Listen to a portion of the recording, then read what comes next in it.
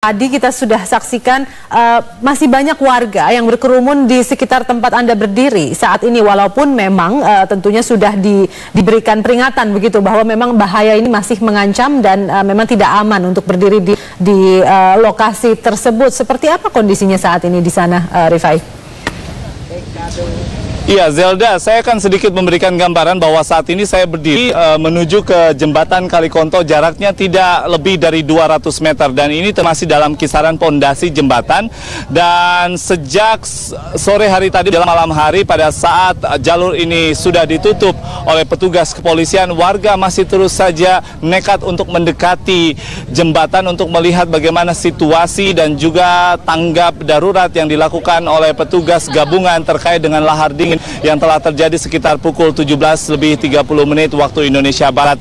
Dan terkait dengan apa yang telah disampaikan oleh Ketua Ikatan Ahli Geologi Indonesia, Rofiki, beberapa saat lalu pada saat berbincang dengan Anda, Zelda, kami mendengar informasinya bahwa sedianya warga tidak berada di sekitaran jembatan, apalagi berada di atas jembatan saat luapan lahar dingin masih terus mengalir. Karena sekali lagi, Zelda, lahar dingin masih mengalir hingga saat ini, walaupun air sudah tidak lagi dalam ketinggian yang optimal, hampir mencapai jembatan, namun lahar atau material vulkanik masih terus mengalir.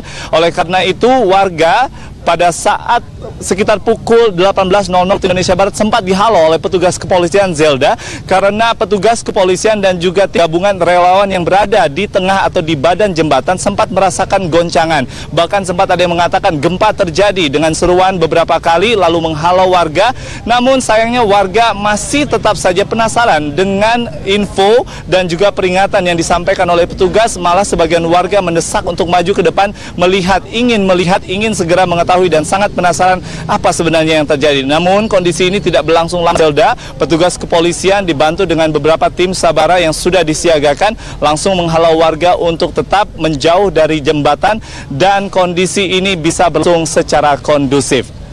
Zelda, selain tentang jembatan Kalikonto yang sempat bergetar diakibatkan terhantam dengan material vulkanik, kami juga ingin sedikit memberikan gambaran terkait dengan apa yang terjadi di beberapa wilayah kabupaten lain yang berbatasan dengan Kabupaten Kediri yang dihubungkan dengan Kalikonto, yaitu di Kabupaten Jombang, tepatnya di Kecamatan Ngoro. Sempat terjadi kepanikan warga, di mana setelah informasi yang disampaikan oleh petugas, terutama dari petugas kepolisian, kepanikan warga terjadi di jalur perbatasan Jombang Kediri, tepatnya di sisi sebelah barat dari Kecamatan Kandangan Kediri yang berbatasan langsung dengan Kecamatan Ngoro Jombang.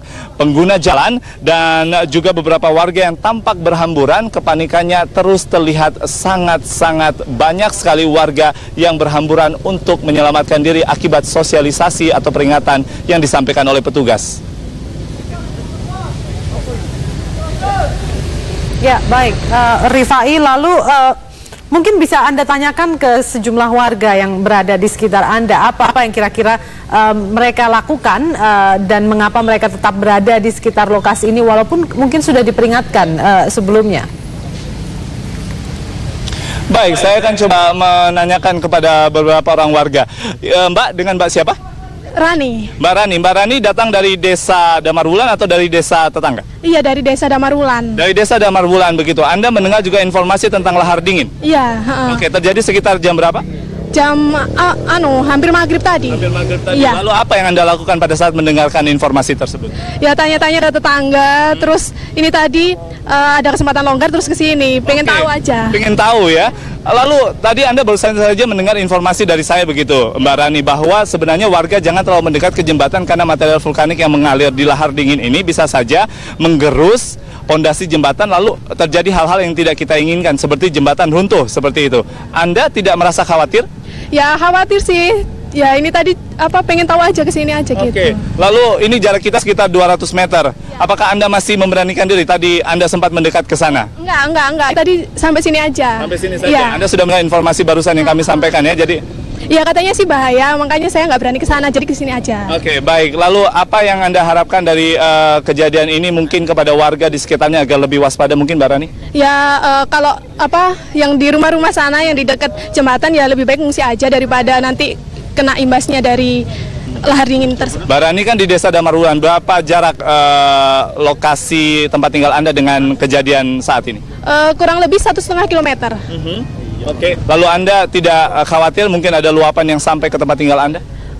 Khawatir sih ada, tapi ya berdoa aja nggak sampai rumah. Oke, baik. Terima kasih banyak Mbak Rani. Mungkin warga yang lainnya yang berada di sini bisa mendengarkan apa yang disampaikan oleh Mbak Rani juga, karena pada saat keinginan, rasa ingin tahu itu sudah sampai di sini untuk melihat lalu mendengarkan informasi ini, mungkin bisa sosialisasikan agar beberapa warga, karena kejadian jembatan yang dihempas oleh aliran lahar dingin tidak hanya terjadi di wilayah Desa Damarwulan ini, Zelda, seperti yang sudah saya sampaikan tadi, di beberapa kecamatan di Kabupaten Kediri juga terjadi hal yang sama. Oleh karena itu, warga yang bisa mendapatkan informasi ini untuk bisa menyampaikan kepada kerabatnya, kepada warga yang lain agar tidak mendekat ke pondasi jembatan karena bisa saja terjadi gerusan.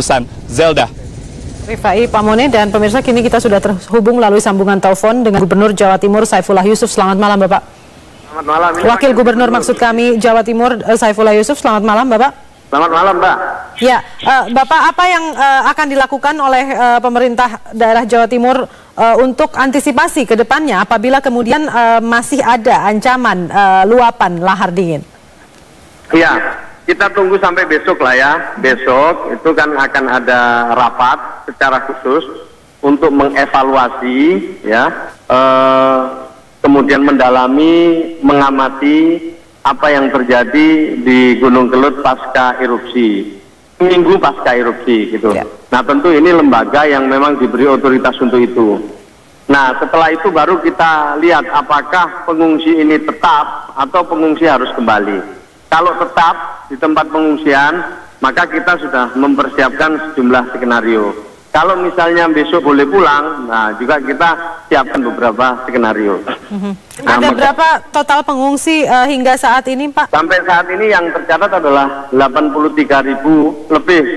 Ya, 83.000 lebih, itu di Kabupaten Malang 25.000 lebih, kemudian di Kediri 39.000 lebih. Kemudian di Kota Batu itu ada 8.000 lebih, dan di Jombang itu ada sekitar 700 pengungsi lebih sedikit. Nah, kemudian di Blitar itu sekitar ada 8.000 pengungsi yang tersebar di 2014 titik. 2014 titik, apakah kemudian... Maaf, saya koreksi, 210 titik. 210 titik, apakah fasilitas terhadap para pengungsi ini sudah memadai dan bantuan-bantuan yang diperlukan sudah diberikan, Pak? Ya, secara umum sebenarnya pasokan ya, terutama kebutuhan dasar pengungsi itu sudah bisa dipenuhi. Secara umum ya, karena bantuan dari pemerintah, bantuan dari masyarakat, bantuan dari TNI, dari banyak pihak lah, untuk keperluan makan dan lain-lain. Tapi memang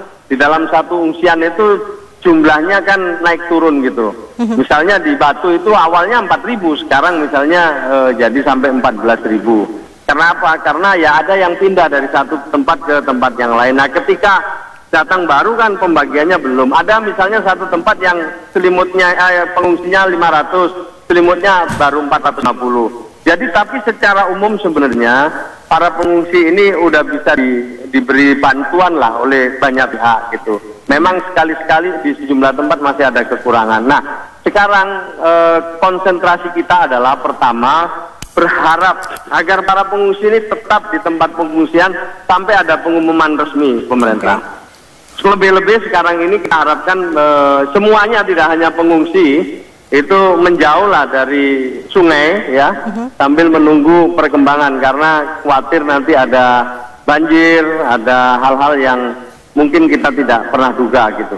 Ya, ada 600 warga di 3 desa di Malang yang hingga saat ini belum bisa dievakuasi dan masih terjebak di desa mereka. Apa yang akan dilakukan terhadap 600 warga ini, Pak? Ya. Jadi kita ini sama mencari informasi juga ya, bahwa banjir sekarang udah agak surut gitu. Banjir sudah agak surut, tapi sampai sekarang kita belum mendapatkan informasi yang konkret itu tentang apa-apa yang terjadi pasca banjir ini, setelah pada saat banjir itu ya. Tetapi secara umum banjir sudah surut sekarang, dan di beberapa tempat misalnya di kandangan yang sebelumnya ditutup sekarang sudah dibuka. memang ada dam Damar Wulan itu di atasnya kandangan yang memang tertutup pasir yang memerlukan berbelah.